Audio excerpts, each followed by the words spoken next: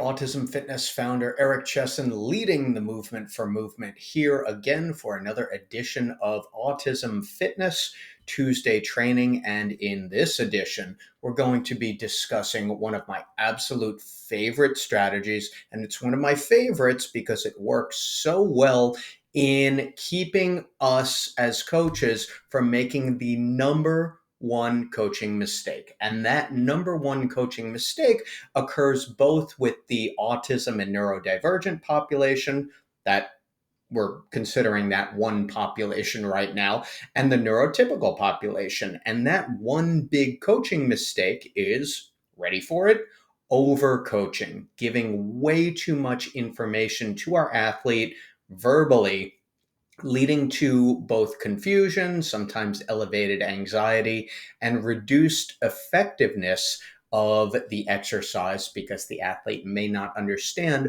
what we are asking them to do. So, in order to counter that, I give you something that is both proactive and reactive. This is something that we go into in extreme depth in the Autism Fitness Level 1 certification. So when you're done liking and subscribing to the Autism Fitness here on YouTube, you can take a look at autismfitness.com/certification. The link is in the description down below, and you can be on your journey to becoming an Autism Fitness certified pro. So let's talk about this concept, this strategy.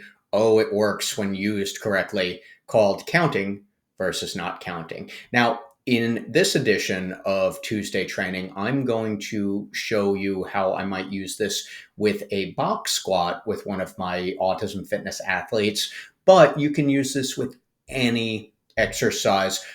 It works best with our strength exercises because counting versus not counting is a shaping procedure. And what that means is once the athlete has the basic premise or the basic function of an exercise, what we want to do as coaches is make it better and better and better. And the way that we do that is to start having the athlete understand or being able to discriminate between a repetition that is done correctly and a repetition that is typically too fast or without enough range of motion. Those are going to be the two biggest factors in a rep not being to the athlete's current level of ability. Either the rep is performed too quickly or the range of motion isn't sufficient.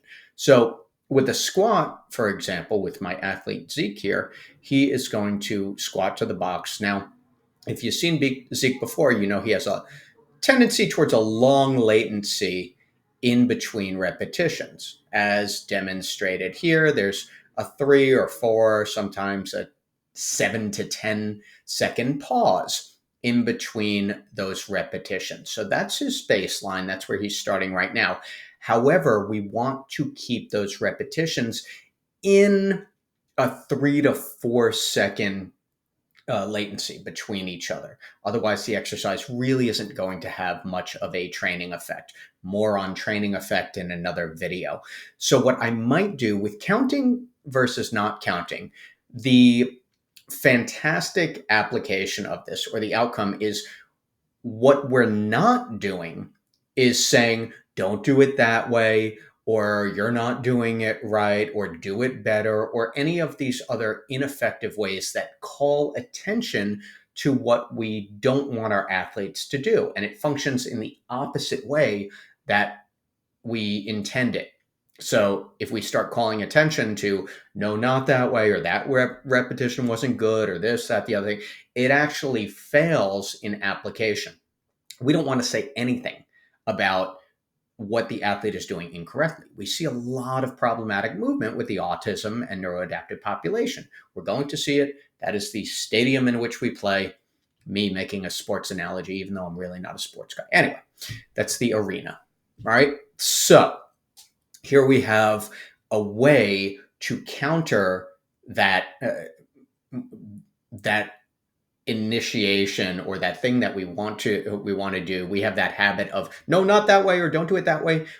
You don't have to do that here. So what we're going to do is simply count out loud the reps that count and not count. That's the counting versus not counting, the reps that do count.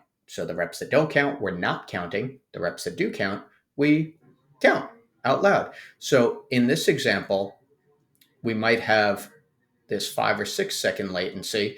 In this case, so finally he does the repetition, I may not count that repetition. So he had repetition 1 and 2, where there were 2 or 3 seconds in between. And then on repetition, I think that was 3 or 4, I'm not counting it out loud. Now here we have a much longer latency, and this is a much longer duration set. There's repetition 5, right? Straight down into that nice box squat. Repetition 6. And let's see what happens here. I haven't watched this video in a while. So now we've got a much longer latency. All right. So we've got about 5, 6, 7, 8, 9 seconds going on here. So the very next repetition, this one, even though he performs the rep, I may not count it, because what I'm trying to achieve here is the understanding that it's rep, and then rep, and then rep, and then rep. So in this case, it's not even the form that we're so concerned with, but the duration between repetitions. Again, this is higher order stuff. This is why the Autism Fitness Level 1 and Level 2 certifications exist, because even though it's higher level stuff, this is extremely important if you want to run programs that are truly effective.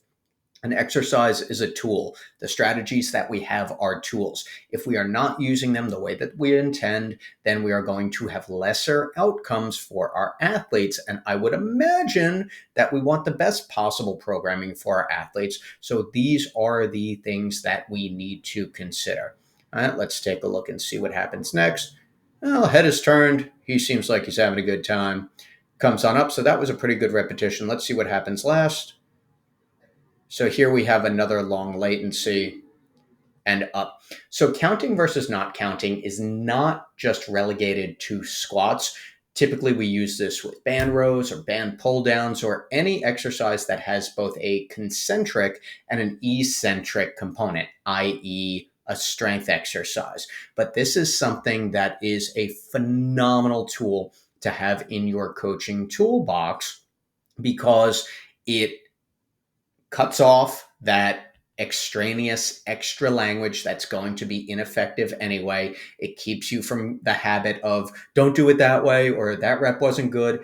And we simply count or don't count the repetition based on the athlete's current best level of ability. It is also a teaching strategy, because what the athlete comes away with is an understanding, or a greater understanding over time, of how they need to perform that squat or that press or that band row in order for it to be a correct rep, without you ever saying it is an incorrect or a correct rep.